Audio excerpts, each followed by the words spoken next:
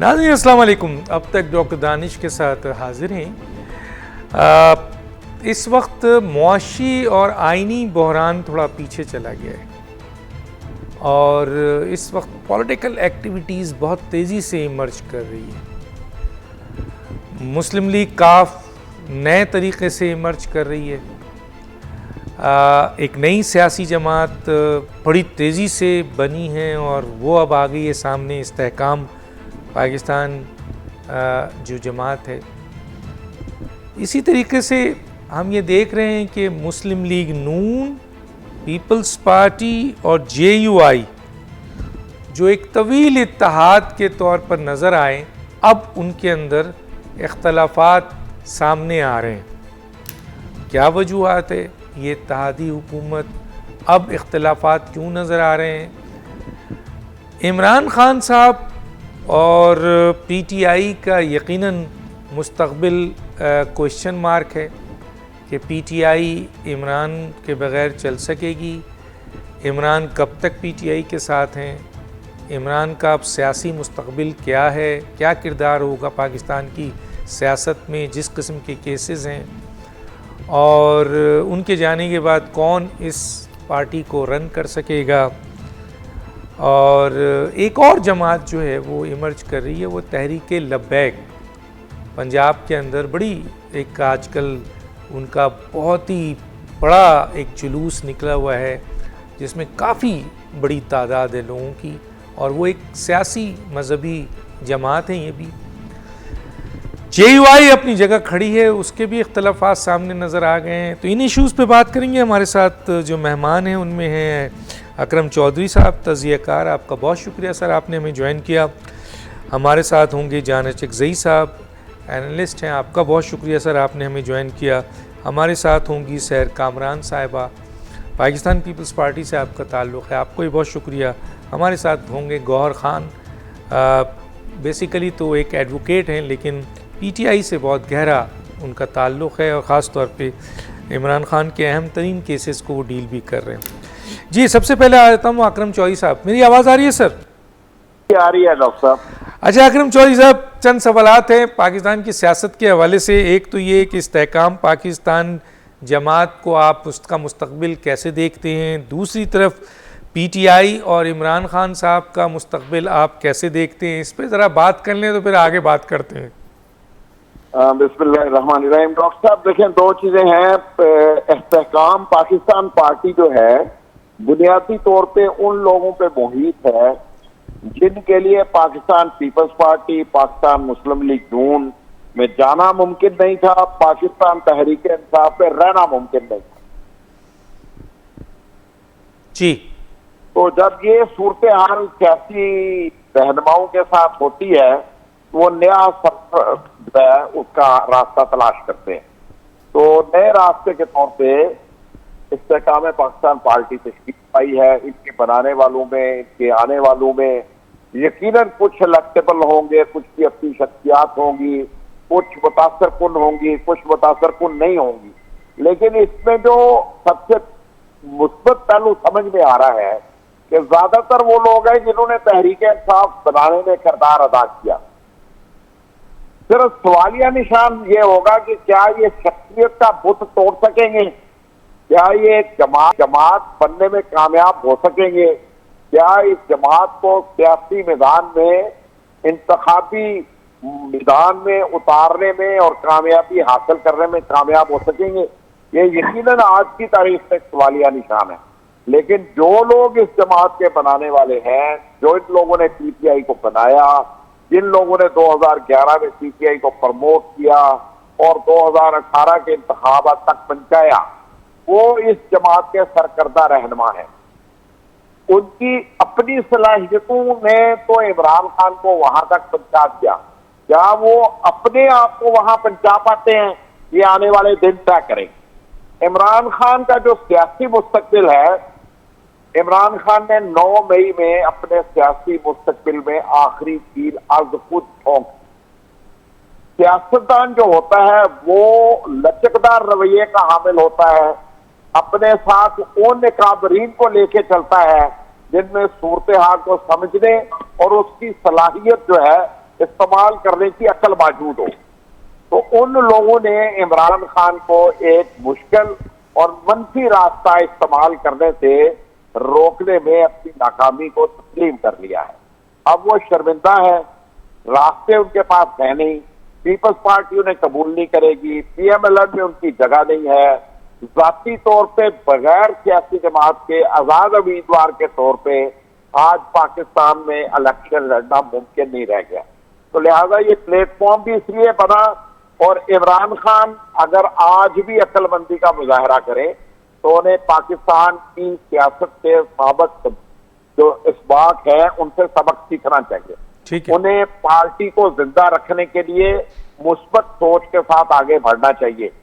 अगर वो बढ़ेंगे तो पीटीआई कायम रहेगी। पीटीआई को खत्म करना मेरा ख्याल है कि उस तरह से मुमकिन नहीं है अगर इमरान खान खुद ना खत्म कर दे, क्योंकि इमरान खान ने यह दावा बहरहाल बार बार किया कि पीटीआई को खत्म करेंगे तो तहरीक इंसाफ के सरबराह इमरान खान खुद ही करेंगे। ठीक है। मैं आगे बात करूंगा आपसे, 2-3 इंपॉर्टेंट पॉइंट्स हैं इसमें, मैं आगे बात करूंगा। मैं जरा चाणक्य साहब से भी ले लेता हूं उनका पॉइंट ऑफ व्यू। चाणक्य साहब, एक तो आप कैसे देखते हैं इमरान खान साहब का सियासी कैरियर, सियासी मुस्तकबिल अब नज़र आ रहा है, या आप समझते हैं कि उनका अब सियासी सूरज गुरूब हो चुका है? और दूसरा ये कि पीटीआई कहाँ खड़ी होगी अगर वो सियासी सूरज उनका गुरूब होता है? और तीसरा, ये जो इस्तेहकाम पाकिस्तान जमात है ये बनी है, इसमें 3 तरह के लोग सबसे ज़्यादा गए हैं। एक तो वो गए हैं जिन्होंने इमरान खान से असूली इख्तलाफ रखा और इमरान खान साहब ने उनको हटा दिया या वो ख़ुद निकल गए। दूसरे वो थे जो 9 मई के वाक़े के बाद अपने आप को पीटीआई या इमरान खान से जोड़ नहीं सके, वो निकले और वो चले गए। लेकिन सर, एक चंद लोगों की वो तादाद है जो मल्टीपल, माजरत के साथ मुझे ये लफ्ज़ लेना पड़ रहा है, लोटे हैं, जिनके मफादात जो हैं वो किसी सियासी जमात के साथ नहीं है, वो भी आ गए हैं इस जमात में। तो ये कैसे देखते हैं चाणक्य साहब? डॉक्टर साहब, शुक्रिया आपका। देखिए, पहले इमरान खान साहब की बात करते हैं। इमरान खान साहब सियासी लिहाज से, मिजाज के एतबार से और अपनी सियासी अक्लमंदी के एतबार से अगर तीनों हवालों से जांचा जाए तो इमरान खान के लिए ये तकरीबन उनकी सियासी करियर का आखिरी पड़ाव हम देख रहे हैं, जिसका मतलब ये है कि सियासी लिहाज से वो इसलिए सर्वाइव नहीं कर सकते कि पॉलिटिकली अब उन्होंने तमाम ऑप्शंस एग्जॉस्ट कर लिए हैं। रियासत के खिलाफ जो हमले उन्होंने किए हैं, इसका मतलब ये है कि सियासी एतबार से इनकी पार्टी नहीं रही। जब अब अगर हम देखते हैं आगे जाके पीटीआई पे पाबंदी लग जाती है तो वो प्लेटफॉर्म भी इमरान खान साहब से छूट जाएगा। मिजाज के एतबार से वो इंतजार नहीं कर सकते कि वो अपोजिशन में रहे, 5 साल वेट करें, 10 साल वेट करें। लिहाजा वो भी कोई इम्कान नहीं है कि वो इस विल्डरनेस को सर्वाइव करेंगे। वो अपोजिशन के लीडर मुश्किलात को सह लेंगे, बाकी सियासी लीडरों की तरह ये बैठ जाएंगे, मुंह बंद रखेंगे या साइड पे वेट करेंगे उस दिन का जब तमाम ये जो तूफान इनकी पार्टी पे आया है ये गुजर जाए। वो भी मिजाज, उनकी शख्सियत नहीं है। और तीसरी सबसे अहम बात यह कि उनकी कोई डायनेस्टिक वो नहीं है, कोई सियासी जानशीन नहीं है। बाकी सियासी पार्टियां जो जिनकी मतलब अहम खानदानी सियासी शख्सियात लीड करती हैं, उनकी ऐसे हालात में एक खूबी होती है कि फिर आगे उनका एक जानशीन होता है। लोग उनको देखते हैं कि अगर इमरान खान साहब या उनका जो भी लीडर होता है अगर वो मैदान में नहीं है, डिस्क्वालीफाई है, बाहर है, जलावतन है, तो वो बैंक जो है वो कैरी करेगा जो उसका जानशीन है। वो हमने मरियम नवाज साहिबा की शक्ल में देखा है। मुत्तहदा कौमी मूवमेंट में भी तो जानशीन नहीं थे, लेकिन वहां तंजीम थी, तो वो सरवाइव तो कर गए ना सर, किसी ने। बिल्कुल, ये आपकी बात सही है, लेकिन यहाँ पे कोई तंजीम नहीं है। पीटीआई एक हजूम थी, एक हजूम है और एक हजूम के तौर पे खत्म हो गई है। अभी देखें, अगर आप तंजीम की बात कर रहे हैं, कोई बंदा जमान पाक नहीं आ सकता, ये कोई खान साहब के साथ आप कोर्ट्स नहीं जा रहे हैं। तो ये बात तय है कि मिजाज के एतबार से, तंजीम के एतबार से, पार्टी के एतबार से इमरान खान साहब इस क्राइसिस को सर्वाइव नहीं करेगा। अब आगे बढ़ते हैं। जब ये हम देखते हैं कि एक चीज जो बाकी पार्टियों से इसका एक मुश्तरक हो सकता है वो सियासी कारकुन है। सियासी कारकुन ने भी देखना होता है कि क्या सियासी लीडर सरवाइव कर सकता है, क्या उसमें वो सलाहियत है, क्या आगे जाके वो एक उम्मीद दे सकता है। ये तमाम सवालात हैं जिनका अभी तक इमरान खान इत्मीनान के साथ अपने कारकुनों को मुतमईन नहीं कर सका। आगे बढ़ते हैं। जो इस वक्त सियासी मंजरनामा बन रहा है, पाकिस्तान इस्तेहकाम पार्टी एक पोटेंशियल के तौर पे उभरा है। इसमें बेशक लोटे हैं, इलेक्टेबल्स हैं, आप जो भी उनको नाम देना चाहते हैं, उनका सियासी मुस्तकबिल अब इमरान खान साहब की बजाय इस्तेहकाम पाकिस्तान के साथ जुड़ गया है। वो समझते हैं कि इमरान खान एक गुरूब होता हुआ सितारा बन गए हैं, लिहाजा एक उन्हें नए चांस चाहिए। अब नए चांस के लिए दो प्लेटफॉर्म पहले थे, पीपल्स पार्टी जिनका पंजाब में कोई ज्यादा चांस नहीं उनको नजर आया या नहीं नजर आ रहा, तो दूसरा प्लेटफॉर्म पीएमएलएन है। पीएमएलएन के पास खुद बहुत से लोग हैं, वो क्राउडेड है, उस प्लेटफॉर्म पे भी उनके लिए जगह नहीं थी, तो उन्होंने ये मुनासिब समझा कि जहांगीर तरीन साहब की क़यादत में एक और सियासी पार्टी के तौर पे ये उभरें, और जो लेफ्ट ओवर है, जो उनसे नाराज हो गए खान साहब से या चले गए या उनकी जो इंतहा पसंद सियासत थी उनसे इख्तलाफ करके अब जो है कोई और सियासत करना चाहते हैं, तो उनके लिए ये एक मोतबर प्लेटफॉर्म है। अब पंजाब में अगर मुकाबला हम देखेंगे वो पीएमएलएन का और इस्तेहकाम पाकिस्तान का एक मजबूत मुकाबला होगा, बिलखसूस वसी पंजाब और साउथ पंजाब में हम देखेंगे कि ये कंटेस्ट आगे बढ़ेगा। अगरचे ये प्रीमेच्योर बात है, लेकिन अब पीटीआई आउट ऑफ वे है, खान साहब अब नहीं है, तो जो वोट बैंक है वो स्प्लिट होगा अभी। ठीक है, मैं अभी आता हूँ सेनेटर सहर कामरान साहिबा की तरफ। सेनेटर सहर कामरान साहिबा, इस वक्त सियासी मंजरनामा बहुत तेज़ी से तब्दील हो रहा है, पंजाब का भी, केपीके का भी, आज़ाद कश्मीर का भी, इवन जो है सूरत हाल एक इत्तेहादियों में अब इख्तलाफात सामने नज़र आ रहे हैं, उसकी क्या वजूहात है? और दूसरा, आप समझती हैं कि पाकिस्तान पीपल्स पार्टी इमर्ज कर रही है, जो एक तासुर है कि आज़ाद कश्मीर में अभी जो इलेक्शन जीता है वो इमर्ज कर रही है? जी बहुत शुक्रिया डॉक्टर दानिश। देखिए बात ये जी और सियासी इमर्ज भी करती हैं और उनका वजूद बरकरार भी रहता है। अब आप ये देखें कि जो भी elections by election Pakistan Peoples Party ने लड़े हैं, चाहे वो सिंध में हो, चाहे वो साउथ पंजाब में हो, चाहे वो कश्मीर में हो, हमने जीते हैं। तो ये कहना कि पीपल्स पार्टी का वजूद पंजाब में नहीं है, ये गलत है। ये अलग बात है कि आज के हालात मुख्तलिफ हैं, आज आरटीएस सिस्टम नहीं काम कर रहा, आज कोई जो है वो हाइब्रिड रिजीम बनाने की कोशिश नहीं कर रहा। तो जब भी फेयर फ्री इलेक्शन होंगे, पीपल्स पार्टी अपना ड्यू शेयर लेगी। दूसरी आपने बात की इख्तलाफात की, बात इख्तलाफात की नहीं होती, लेकिन हर सियासी पार्टी का अपना वजूद होता है, अपनी आइडियोलॉजी होती है, अपना मंशूर होता है, और हर सियासी पार्टी अपने मंशूर को लेकर आगे चलती है, अपनी आइडियोलॉजी की बुनियाद पर जिंदा रहती है। तो अपनी अपनी आइडियोलॉजी पे रहना, अपने मंशूर को फॉलो करना, इसमें कोई इख्तलाफ की बात नहीं है। ये सियासी इत्तेहाद होने का मतलब, पार्लिमानी इत्तेहाद होने का मतलब ये हरगिज़ नहीं है कि हम एक दूसरे में जम हो गए या हमारे जो है मंशूर एक हो गए या हमारी आइडियोलॉजी एक हो गई। नहीं, मुल्क के वसीतर मफाद के अंदर जो इत्तेहाद हैं वो बनते भी हैं और वो ख़त्म भी होते हैं। हो सकता है कि कई हलकों में हम लोग मिलकर इलेक्शन लड़े, हो सकता है हम बिल्कुल इंडिविजुअल इलेक्शन लड़े, हो सकता है कि हमारी जो है बहुत सी बातों में इत्तेफाक हो सकता है कि बहुत सारी बातों पे इख्तलाफ हो। तो इख्तलाफ जो है वो उसको जो है ये कहना कि उससे कोई खराबी पैदा हो गई, खराबी पैदा नहीं होती। हर पार्टी जो है वो अपने वादों और मंशूर के हवाले से आगे चलती है। नहीं, एक तासुर ये भी है कि मेजर जो आपका इख्तलाफ था, क्योंकि इमरान खान सामने थे, इसलिए इन जमातों के दरमियान जो इख्तलाफात थे वो बैठ गए और बड़ा इख्तलाफ इमरान था। लेकिन अब इमरान का जो चैप्टर है वो काफ़ी हद तक क्लोज़ हो गया, जैसे कि हमारे तज़िया निगार भी बता रहे हैं। तो अब इनके दरमियान जो बेसिक इख्तलाफ है वो उभर के आ रहा है और आने वाले वक्त में हो सकता है कि मौजूदा हुकूमत में डेंट पड़ जाए। क्या ये आप क्या एग्री करेंगी इस पे? डॉक्टर दानिश, ये हुकूमत जो है, ये जो पार्लिमानी साल है ये कंप्लीट हो जाएगा, ये हुकूमत जो है वो अपनी मुद्दत कंप्लीट करेगी, केयर टेकर सेटअप बनेगा। तो ये कहना कि इख्तलाफ हो जाएगा और अलग हो जाएंगे, मैं समझती हूँ ये तमाम बातें जो है वो क्या सराहियाँ हैं। और पीपल्स पार्टी वो पार्टी जो बहुत मेच्योर है, जिसके अंदर सलाहियत है कि अपनी कमिटमेंट से पूरी भी उतरे और सबको साथ लेके चले भी। हाँ, ये कहना कि जी इसका मतलब है कि अगर हमारा इत्तेहाद है तो हम हर बात पे यस सर बोलेंगे, तो ये नहीं होता। पीपल्स पार्टी बड़ी फराख दिल है और बहुत जो असूल तयशुदा है उन पर कायम भी रहती है। और पीपल्स पार्टी ने हमेशा इस बात का मुजाहरा किया है, चाहे प्राइम मिनिस्टर का इंतखाब हो, लीडर ऑफ अपोजिशन का इंतखाब हो, चेयरमैन अकाउंट कमेटी का इंतखाब हो, पीपल्स पार्टी ने हमेशा जो तयशुदा असूल हैं, जो जवाबित हैं, जो उनका बहुत जो है वो पासदारी की है।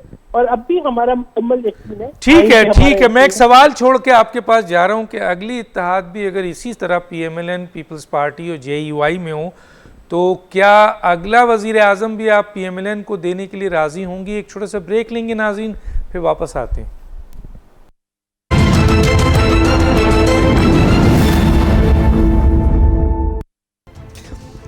Welcome back.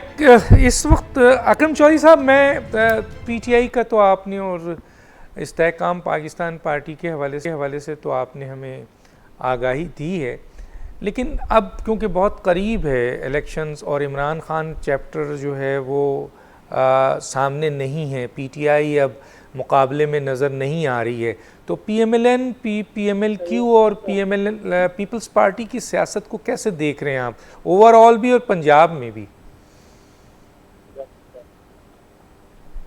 जी डॉक्टर साहब, ये आपने मेरे से पूछा है? जी अकरम चौधरी साहब, मैंने आपसे पूछा ये सवाल। जी डॉक्टर साहब देखें, मैं जहां तक तो ताल्लुक है ना पाकिस्तान पीपल्स पार्टी, PMLN और अगर PTI को भी देख लें, पीपल्स पार्टी और PTI पे PMLN पे तो देखें गुज़श्ता 1.5 साल का बोझ मौजूद है और उस बोझ में अवाम को ना कोई उम्मीद दिलाई जा सकी है, ना कामयाबी की नवीद सुनाई जा सकी है, ना उनकी जिंदगी आज की तारीख में आसान है। उन्हें इन हालात का सामना तो करना पड़ेगा और वो यकीनन उनके कैंप्स में ये सवालिया निशान होगा कि लोगों को कौन सी ऐसी उम्मीद दिखाई जाए जिससे लोग उनकी तरफ अट्रैक्ट।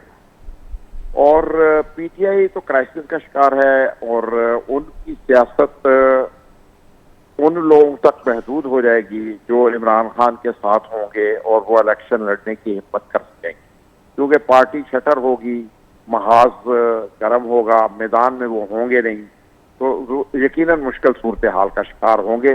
देखें कितने लोग जीत पाते हैं।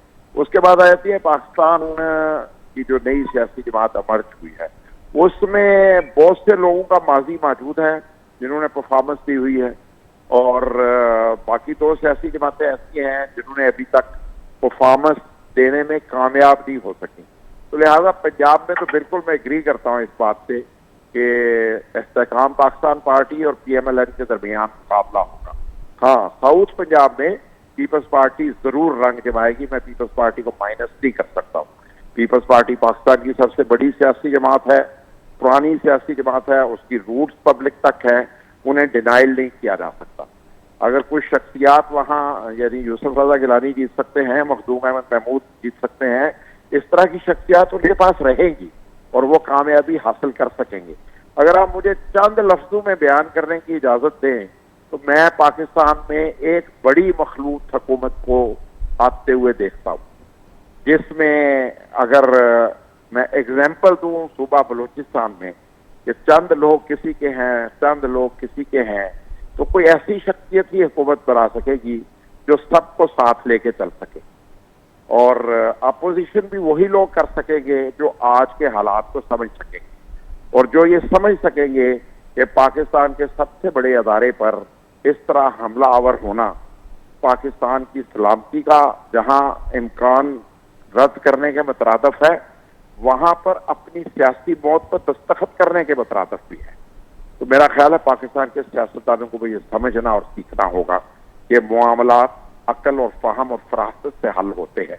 जिस बात के साथ न सियासत की जाती है ना अवाम के लिए कोई खिदमत की जा सकती है। तो मैं तो इस बात पे कन्विंस हूँ कि हमें अब नौजवानी से।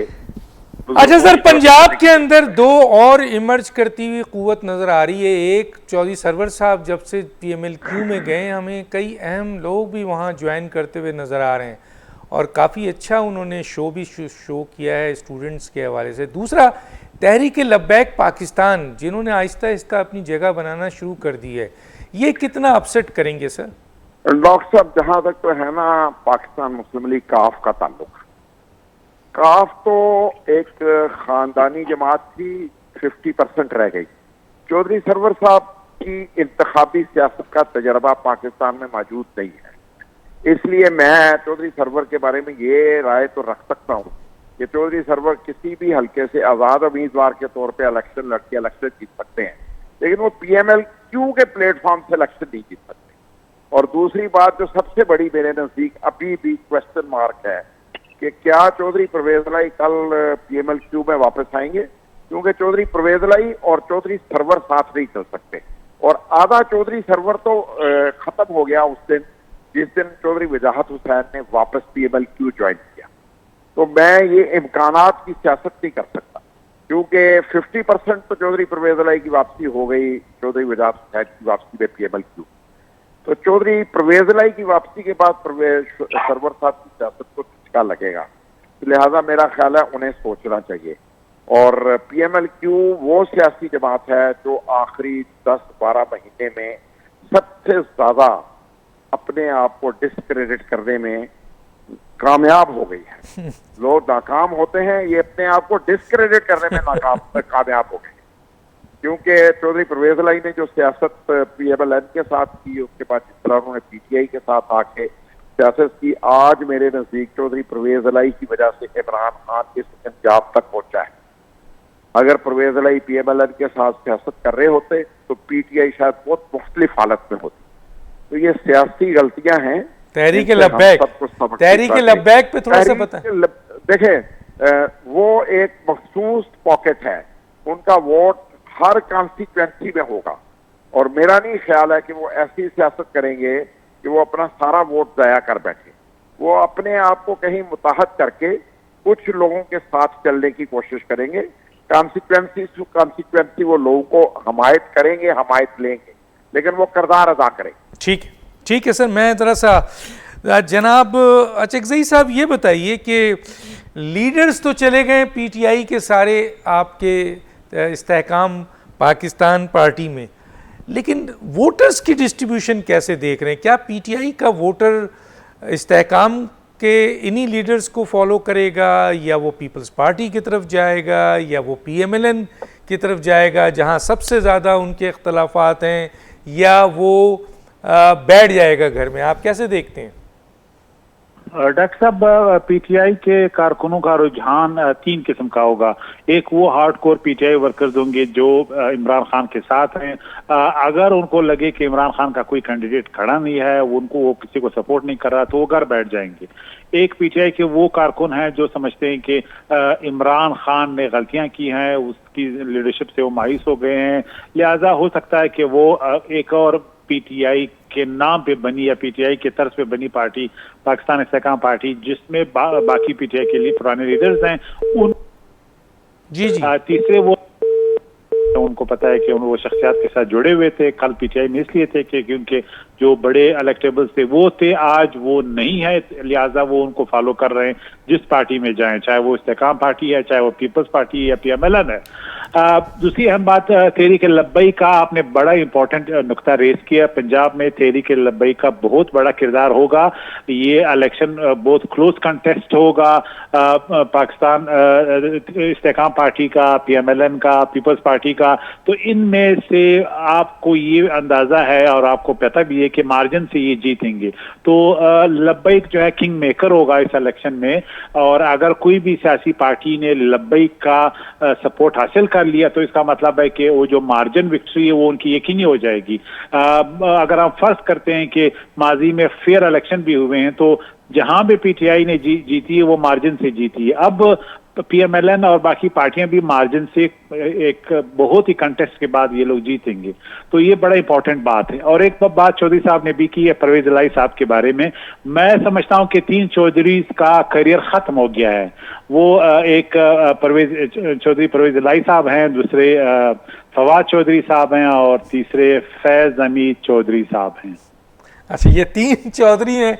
मैं तो ज़रा कंफ्यूज हो गया था, मैंने कहा शायद कहीं आप और ले जाएंगे, लेकिन आपने कहा। अच्छा सर, ये बताएं, बस मैं उसके बाद आऊँगा अपना सैर कामरान की तरफ, कि आगे आप एक इत्तेहादी हुकूमत देख रहे हैं नेक्स्ट, अगर अक्टूबर में इलेक्शन होता है, और कौन सी ऐसी जमात है जिसको आप समझते हैं, क्योंकि PML एंड भी तंजीमी तौर पर बड़े नुकसान में हैं, इनके कायद बाहर हैं, मरीम नवाज़ साहबा को अंदर से बहुत मुखालफत है इनकी सेंट्रल एग्जीक्यूटिव कमेटी से, इनके अपने मिनिस्टर जो हैं वो इलाके में नहीं है, कारकुन इनका बिखरा हुआ है। तो क्या ऐसे मौके में आप समझते हैं पीपल्स पार्टी पंजाब में जगह बना लेगी बड़ी मजबूत, और आने वाला वक्त किसको नज़र आ रहा है सर, कौन वज़ीर आज़म? बस थोड़ा सा मुख्तसर। जी जानिद शेखज़ई साहब। सॉरी, आप फिर रिपीट करें सवाल को, सॉरी मैंने मिस किया। सर मैंने ये कहा है कि आइंदा आने वाले वक्त में क्या आप एक इत्तेहादी हुकूमत देख रहे हैं, बड़ी इत्तेहादी हुकूमत, और किसकी हुकूमत देख रहे हैं मरकज़ में, और क्या सूरत हाल बैठेगी, कौन वज़ीर आज़म हो सकता है आगे आने वाले अक्टूबर के इलेक्शन के बाद? इस पे देखिए, एक तजिया तो हम बिल्कुल कर सकते हैं कि एक सियासी पार्टी को 2/3 मेजॉरिटी मेरे ख्याल में इस माहौल में नहीं मिलने वाला। इसका मतलब है एक पार्टी जो है वो, चाहे PMLN है, PPP है, वो ये दावा नहीं कर सकती कि वो सोली गवर्नमेंट बनाएंगे। दूसरी अहम बात ये कि जो सबसे इम्पोर्टेंट रोल है वो PMLN का होगा, वो एक मेजॉरिटी पार्टी के हैसियत से उभर सकती है, और बाकी जो है कॉलिशन पार्टनर्स हो सकते हैं, जिसमें बिलखसूस पीपल्स पार्टी का किरदार अहम होगा। और JUI तो आपको पता है कि जो पार्टी गवर्नमेंट बनाएगी वो उनको ज्वाइन कर लेगी, लेकिन इम्पोर्टेंट ये है कि ये कॉलिशन गवर्नमेंट होगी, मेजॉरिटी किसी के पास नहीं होगी। और अब भी PMLN एक मजबूत पोजीशन में है कि जो चीफ एग्जीक्यूटिव हो, जो प्राइम मिनिस्टर हो, उसका समहाउ ताल्लुक PMLN से हो। ठीक है सर, बहुत शुक्रिया आपका। एक छोटा सा ब्रेक लेंगे, फिर सेनेटर सहर कामरान साहब करते हैं।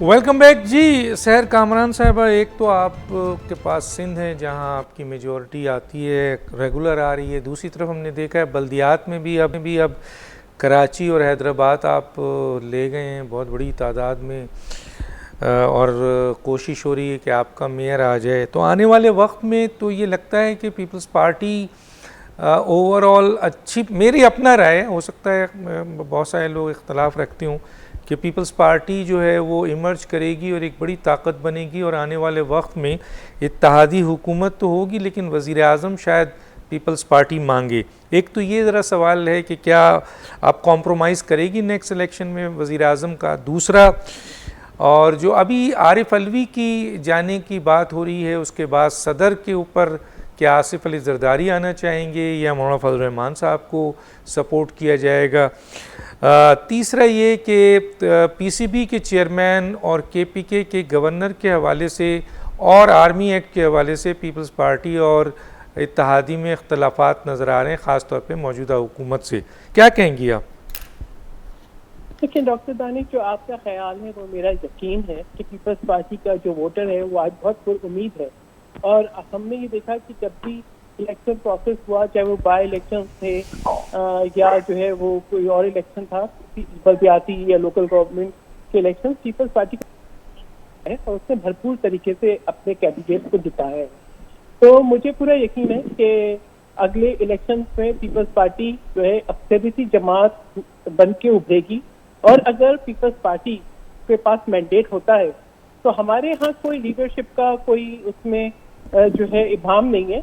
बहुत क्लैरिटी के साथ हमें यकीन है कि बिलावल भुट्टो जरदारी जो है वो पाकिस्तान के आइंदा वजीर आज़म होंगे। बासलाहियत नौजवान है, उनके अंदर जो है पाकिस्तान के लिए दुनिया भर में आवाज़ बुलंद करने की सलाहियत है, और उन्होंने बहुत कम अरसे में साबित किया कि वो एक बेहतरीन वजीर खारजा हैं और पाकिस्तान की जो दरपेश मसाइल हैं पाकिस्तान को उनको भी समझते हैं, और उनके एक कमिटमेंट है कि जो आइडियोलॉजी है पाकिस्तान पीपल्स पार्टी की, जो अधूरा मिशन है शहीद बेनज़ीर भुट्टो साहिबा का, उसको लेके आगे चले और पाए तकमील तक पहुंचाएं और आवाम की खिदमत करें। अब ये रह गया कि क्या इत्तेहाद बनेंगे तो क्या पीपल्स पार्टी उस पर कुर्बानी देगी? नहीं, देखिए Peoples Party charter of democracy पे पूरा यकीन रखती है और हमने बड़ी जो है फराख दिली से उसकी पासदारी की है। और हम ये समझते हैं कि अगर पीपल्स पार्टी अक्सरियती जमात बन के आती है अगर पीपल्स पार्टी के पास मैंडेट है तो बाकी जमातों को उसका एहतराम करना चाहिए। अगर पीपल्स पार्टी को अवाम मैंडेट नहीं देती तो फिर हम जो है एहतराम करेंगे। लेकिन मैं जो देख रही हूँ आगे का सिनेरियो, मैं ये देखती हूँ कि हमारे यहाँ अंदरूनी तौर पर किसी किस्म का कोई इबाम, कोई इख्तलाफात नहीं है और चारों सूबों में पीपल्स पार्टी का जो वोटर है वो मुतहर्रिक है।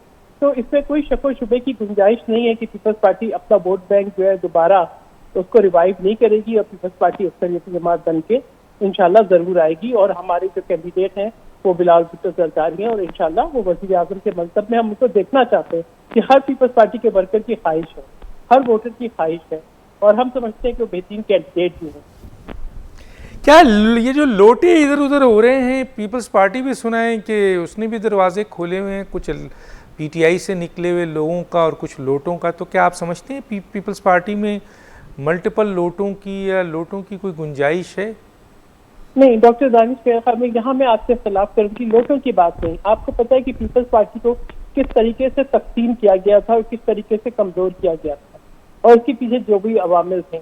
आज अगर कहते हैं ना कि अगर कल का भूला आज हर लौटने की बात करता है तो मेरा ख्याल है कि हमें उसको मौका देना चाहिए और ये लीडरशिप डिसाइड करेगी कि कहाँ मौका बनता है और कहाँ मौका नहीं बनता।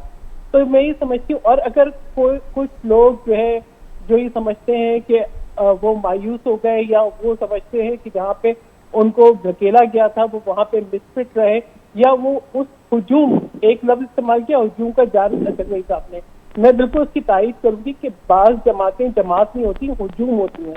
तो वो जो हुजूम में लोग इकट्ठे हुए थे और उन्होंने देखा कि वो हुजूम में मिसफिट थे या वो जो तबाही आई 9 मई की वो उसको ज़हनी तौर पे तस्लीम नहीं करते और वो अपने ये रास्ते तलाश करते हैं। और हम ये देखते हैं कि वो किसी चीज़ में शामिल नहीं थे और वो अपना एक सियासी वजूद रखते हैं और उनकी वो पीपल्स पार्टी की आइडियोलॉजी पे यकीन रखते हैं तो उनके लिए रास्ते खोले जा सकते हैं। लेकिन अदरवाइज पीपल्स पार्टी का जो अपना वोट बैंक है, पीपल्स पार्टी का जो अपना वर्कर्स है, पीपल्स पार्टी की जो अपनी लीडरशिप है वो इंटैक्ट भी है और मजबूत भी है।